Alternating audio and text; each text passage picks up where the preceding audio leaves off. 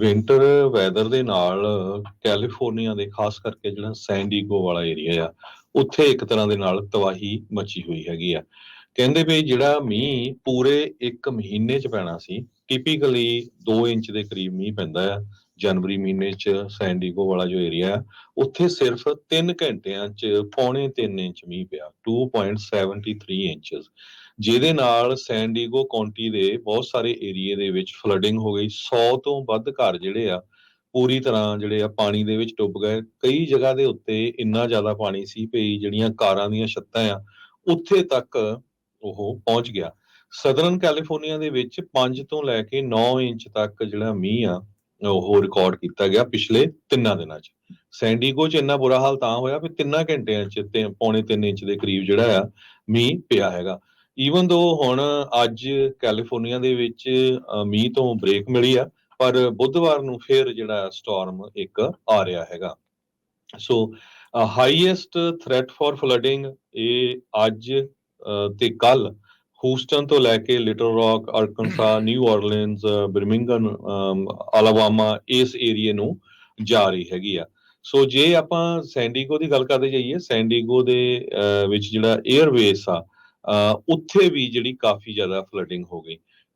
San Diego ਵਾਲੇ ਏਰੀਏ 'ਚ ਸੈਨ ਇਸਡਰੋ ਜੋ ਏਰੀਆ ਆ ਜਿੱਥੋਂ ਕਈ ਅਨਡਾਕੂਮੈਂਟਡ ਲੋਕ ਕ੍ਰਾਸ ਕਰਦੇ ਹੈਗੇ ਯੂਐਸਏ ਦੇ ਵਿੱਚ, ਉੱਥੇ ਬਹੁਤ ਸਾਰੇ ਕਹਿੰਦੇ ਵੀ ਇਹ ਇਮੀਗ੍ਰੈਂਟਸ ਫਸੇ ਹੋਏ ਸੀ, ਉਹਨਾਂ ਨੂੰ ਵੀ ਜਿਹੜਾ ਆ ਬਾਰਡਰ ਪੈਟਰੋਲ ਏਜੰਟਸ ਨੇ ਉੱਥੋਂ ਕੱਢਿਆ ਹੈਗਾ।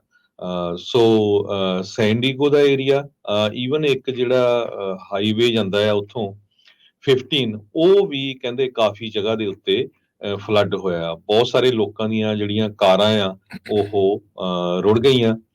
ਇੰਟਰਸਟੇਟ 15 ਜੋ ਲਾਸ ਵੈਗਸ ਨੂੰ ਜਾਂਦਾ ਹੈਗਾ ਉਹ ਬਹੁਤ ਸਾਰਾ ਏਰੀਆ ਉਹਦਾ ਪਾਣੀ ਦੇ ਥੱਲੇ ਦੱਬਿਆ ਹੋਇਆ ਸੀ। ਸੋ ਇਸ ਏਰੀਏ ਦੇ ਉੱਤੇ ਟਰੱਕਰਸ ਵੀ ਬਹੁਤ ਸਾਰੇ ਜਾਂਦੇ ਆ।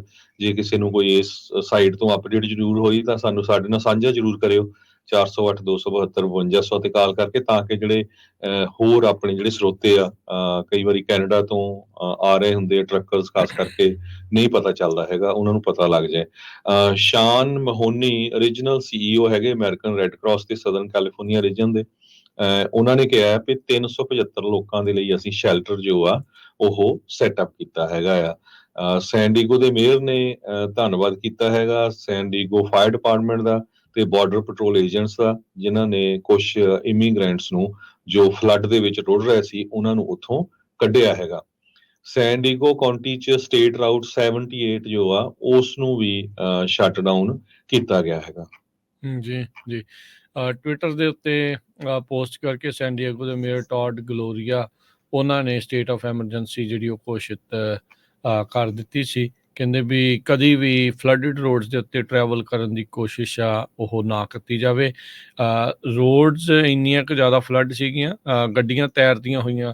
ਜਿਹੜੇ ਉੱਥੇ ਦੇ ਚਸ਼ਮਦੀਦ ਗਵਾਹ ਆ ਲੋਕ ਜਿਨ੍ਹਾਂ ਨੂੰ ਉੱਥੋਂ ਕੱਢਿਆ ਗਿਆ, ਉਹ ਕਹਿ ਰਹੇ ਸੀ ਵੀ ਇੱਦਾਂ ਸੀਗਾ ਵੀ ਸਾਨੂੰ ਕਿਸ਼ਤੀਆਂ ਦੇ ਨਾਲ ਇਵੈਂਚੁਅਲੀ ਜਿਹੜਾ ਉਹ ਕੱਢਣਾ ਪਿਆ। ਕਈ ਨੇਬਰਹੁੱਡਸ ਦੇ ਵਿੱਚ ਇੰਨਾ ਜਿਹੜਾ ਪਾਣੀ ਆ ਉਹ ਪੈ ਗਿਆ ਸੀਗਾ। ਸੈਨ ਡਿਏਗੋ ਇੰਟਰਨੈਸ਼ਨਲ ਏਅਰਪੋਰਟ ਦਾ 5ਵਾਂ ਸਭ ਤੋਂ ਜ਼ਿਆਦਾ ਮੀਂਹ ਵਾਲਾ ਦਿਨ ਓਵਰਆਲ ਜਿਹੜਾ ਉਹ ਰਿਹਾ ਆ 2.7 ਇੰਚ ਜਿਹੜਾ ਮੀਂਹ ਪੈਣ ਦੇ ਨਾਲ। ਪੁਆਇੰਟ ਲੋਮਾ ਜਿਹੜਾ ਆ ਉੱਥੇ ਤਕਰੀਬਨ 4 ਇੰਚ ਮੀਂਹ 24 ਘੰਟਿਆਂ ਦੇ ਵਿੱਚ ਪੈ ਗਿਆ। ਵੈਦਰ ਇਵੈਂਟ ਇਹ ਆਉਣਾ ਸੀ, ਇਸ ਦੇ ਬਾਰੇ ਪਤਾ ਸੀ, ਪਰ ਇੰਨੇ ਥੋੜ੍ਹੇ ਸਮੇਂ 'ਚ ਇੰਨਾ ਜ਼ਿਆਦਾ ਮੀਂਹ ਪੈ ਜਾਊਗਾ ਇਸ ਦਾ ਜਿਹੜੀ ਉਹ ਕਿਆਸਰਾਈ ਇਹਨਾਂ ਨੂੰ ਬਿਲਕੁਲ ਵੀ ਨਹੀਂ ਸੀਗੀ। ਸੋ ਇਹ ਸਥਿਤੀ ਕਾਫੀ ਜ਼ਿਆਦਾ ਜਿਹੜੀ ਆ ਉਹ ਮਾੜੀ ਬਣੀ ਪਈ ਆ। ਕਹਿੰਦੇ ਵੀ ਇਹ ਸਟਾਰਮ 1983 ਜਾਂ 1998 ਦੇ ਵਿੱਚ ਜਿਹੜਾ ਅਲ ਨੀਨੀਓ ਆਇਆ ਸੀਗਾ, ਰੇਨੀ ਵੈਦਰ ਫਿਨੋਮੀਨਾ ਹੁੰਦਾ ਆ, ਉਸ ਦੇ ਨਾਲ ਕੰਪੇਅਰ ਕਰਕੇ ਜਿਹੜਾ ਉਹ ਦੇਖਿਆ ਜਾ ਰਿਹਾ ਆ। ਗੱਡੀਆਂ ਜਿਹੜੇ ਫਲੈਸ਼ ਫਲੱਡਸ ਆਉਣ ਤੋਂ ਬਾਅਦ ਇੱਕ ਦੂਜੇ ਦੇ ਵਿੱਚ ਉਹਨਾਂ ਦੇ ਕਹਿ ਲਓ ਵੀ ਢੇਰ ਲੱਗੇ ਹੋਏ ਸੈਨ ਡਿਏਗੋ 'ਚ ਨਜ਼ਰ ਆ ਰਹੇ ਆ। ਹੁਣ ਇੱਕ ਚੀਜ਼ ਜਿਹੜੀ ਜ਼ਰੂਰ ਆ, ਇਹ ਹਰ ਵਾਰੀ ਜਦੋਂ ਮੀਂਹ ਪੈ ਕੇ ਹਟਦੇ ਆ, ਫਲੱਡ ਆ ਕੇ ਹਟਦੇ ਆ ਨਾ, ਓਬਵੀਅਸਲੀ ਜਿਹਦਾ ਨੁਕਸਾਨ ਹੋਇਆ ਉਹ ਤਾਂ ਹੋਇਆ ਹੀ ਹੋਇਆ, ਪਰ ਕਈ ਵਾਰੀ ਕੀ ਹੁੰਦਾ ਵੀ ਫਲੱਡਡ ਥਾਵਾਂ ਤੋਂ ਗੱਡੀਆਂ ਜਿਹੜੀਆਂ ਚੱਕ ਕੇ ਹੋਰ ਥਾਵਾਂ ਦੇ ਉੱਤੇ ਵੇਚਣ ਨੂੰ ਘੱਲ ਦਿੱਤੀਆਂ ਜਾਂਦੀਆਂ ਆ। ਸੋ ਜਦੋਂ ਤੁਸੀਂ ਬਾਏ ਕਰਨ ਲੱਗਦੇ ਆ, ਮੇਕ ਸ਼ੋਰ ਕਰ ਲਿਓ ਵੀ ਇਹ ਫਲੱਡ ਵਾਲੇ ਇਲਾਕੇ 'ਚੋਂ ਗੱਡੀ ਜਿਹੜੀ ਆ ਉਹ ਨਾ ਆਈ ਜਿਹੜੀ ਹੋਵੇ। ਕਈ ਵਾਰੀ ਲੱਗਦਾ ਵੀ too good to be true ਆਪਾਂ ਨੂੰ ਜਿਹੜੀ ਡੀਲ ਉਹ ਮਿਲ ਰਹੀ ਆ। ਬਾਕੀ ਓਵਰਆਲ ਮੀਂਹ ਦਾ ਸਿਲਸਿਲਾ ਕਈ ਥਾਵਾਂ ਦੇ ਉੱਤੇ ਜਾਰੀ ਆ।